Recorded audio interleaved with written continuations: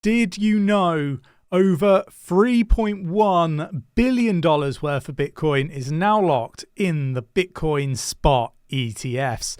Let's dig into all the latest news on Bitcoin. Some really bullish things to cover off. Let's get to it.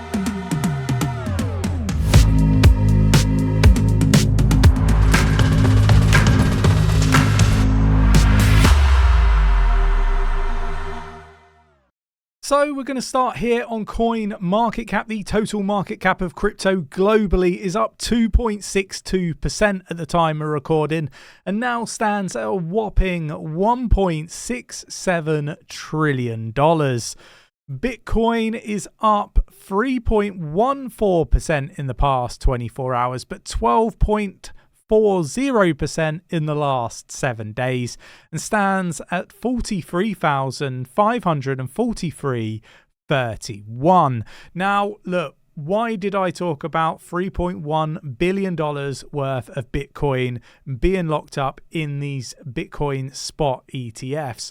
This, in combination with the 1 million Bitcoin that has left exchanges since 2020, meaning that we're seeing a real shock to the supply of Bitcoin. This is the available Bitcoin that is there for people to purchase. There is more demand coming in and the supply is shrinking significantly. This leads me to believe that this is going to be the biggest bull run that we have seen in the history of cryptocurrency, and I also think that this is going to be the longest bull run in history as well. In combination with all of that, you've also got talk of an Ethereum spot ETF. Obviously, we've mentioned there's been a delay when it comes to the SEC and the Ethereum spot ETF, but this is starting to become very, very big and important news for crypto. Let me know your thoughts and opinions in the comments below.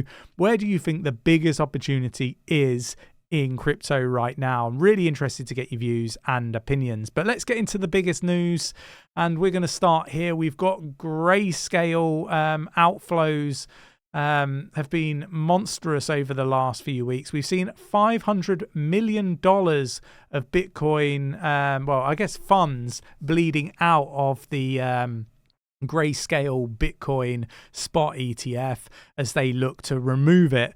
Now, the bleeding out has started to slow, particularly from Grayscale, and the one thing that hasn't is like the rush of new money coming into these Bitcoin spot ETFs.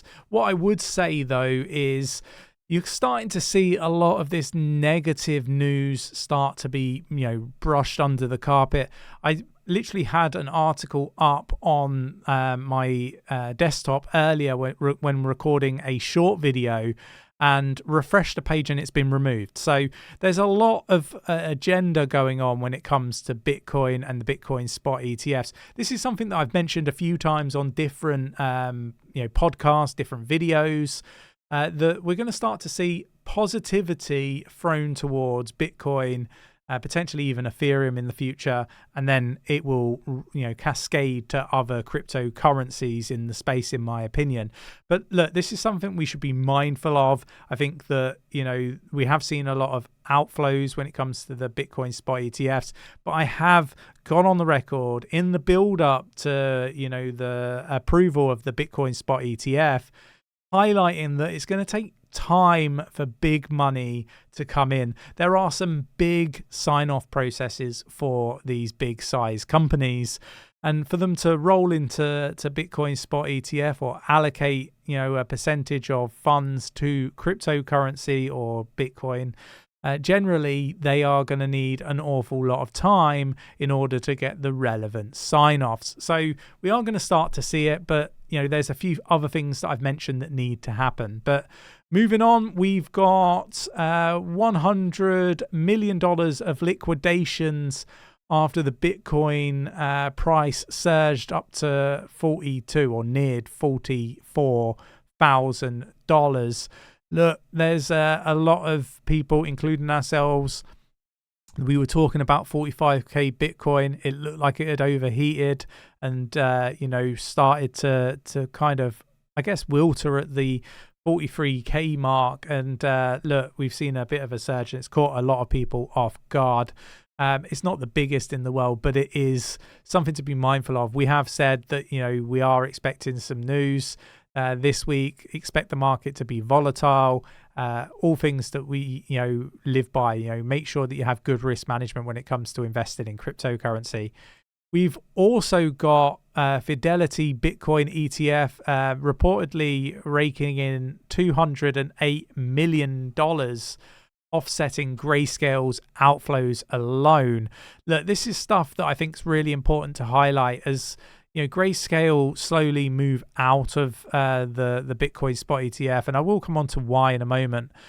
We are seeing the outflows being met by inflows from some of these other Bitcoin spot ETFs. And look, Grayscale's leaving because they don't want to compete with fees. This whole race when it comes to the Bitcoin spot ETF and future Ethereum spot ETFs and future altcoin ETFs,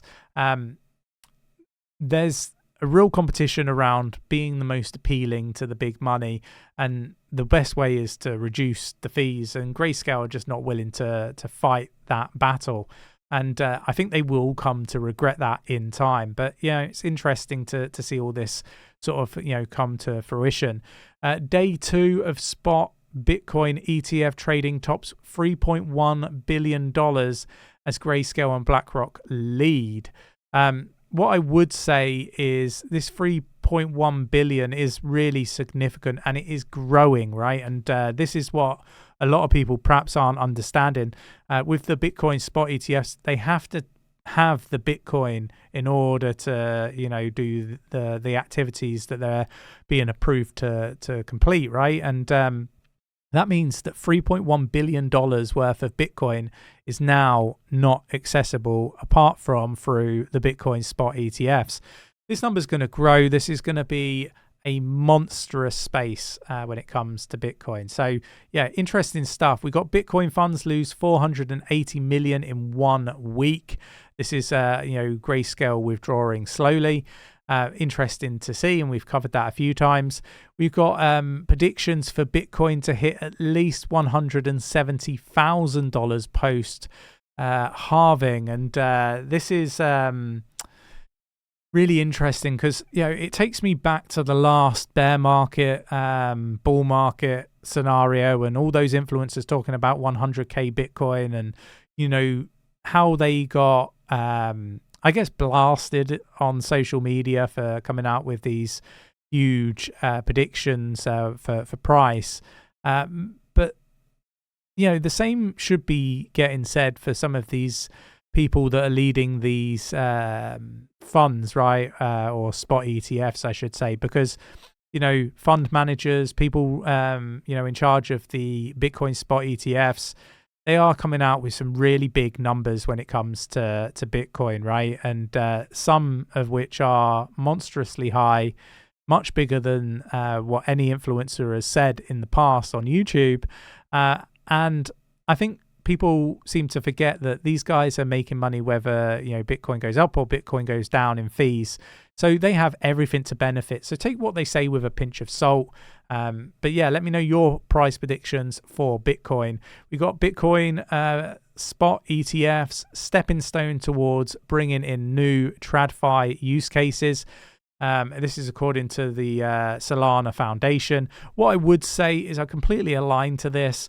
There's a few other things that need to happen. We need to have a really good, strong privacy layer in order to bring TradFi, true TradFi into the crypto space. At the moment, everybody can see every transaction. It doesn't take a lot to figure out whose wallet is whose, and so on. And I think that is a very dangerous game. I've recently been debanked by Santander here in the UK. And one of the things that I would say is part of the reason is for my being debanked by Santander is they want to know where my crypto portfolio is currently held. And I think that puts my life, my family's life potentially in danger, in the respect that, let's just hypothetically say I have my crypto accessible at home. The person that I'm talking to at the bank has my address, who I am, who lives here, not just my details, but my wife's details. And then if I was to say that my crypto was here, like they have everything that they need, and like people have been murdered for far less is kind of the point that I'm trying to poorly articulate here. So I think it's something that's really important. If we really want to bring in mainstream adoption, we need to have that privacy layer. This is a privacy layer where you can mask, unmask, and it's your personal preference who gets to unmask and who doesn't get to unmask the data. It's your data at the end of the day.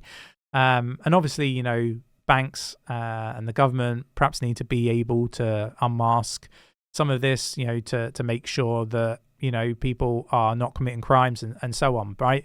But this stuff is really, really important. It's stuff that, a lot of people don't seem to acknowledge. And look, I think the privacy layer is also really important for like the medical industry as well, for you to be able to get better medical care, and the medical sector actually making efficiencies and stuff like that, make the journey better. So look, there's a lot that still needs to happen. I think people need to be mindful of that.